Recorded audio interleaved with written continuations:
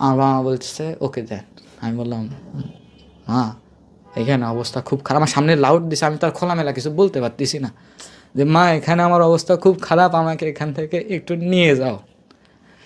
তারা আমাকে বলতেছে তুই মুসলিম হয়েছিস কালেমা পড়ে, তুই তো আমাদের সন্তান না, তোর পেছনে আমি টাকা খরচ করবো কি জন্যে। ওরা আমাকে জিজ্ঞেস করতো আচ্ছা তুই হিন্দু হয়ে একজন মুসলিম নবী এদের কেন গল্প বলিস আমাদের সামনে, বা এর কেন ভক্ত। আমি ভেবে বললাম যে আমি ওনার খুব বড় ভক্ত। তো ওরা বলতো যে হিন্দু হয়ে কেন ওটা ভক্ত, এটা তো পাপ।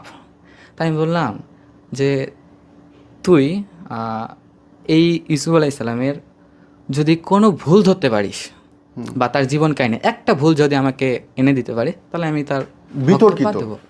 হ্যাঁ কোনো এরকম বিতর্কিত কিছু নেই, রাইট? এরকম সে আমাকে মানে একদিন আমি তাকে নিয়ে বসছি, বললাম এই মানুষটার মধ্যে কোনো রকম ভুল আছে বা তার জীবন চলার পথে বলে না, তাহলে আমি বাহ। কেন তাকে ভালোবাসবো না বা আদর্শ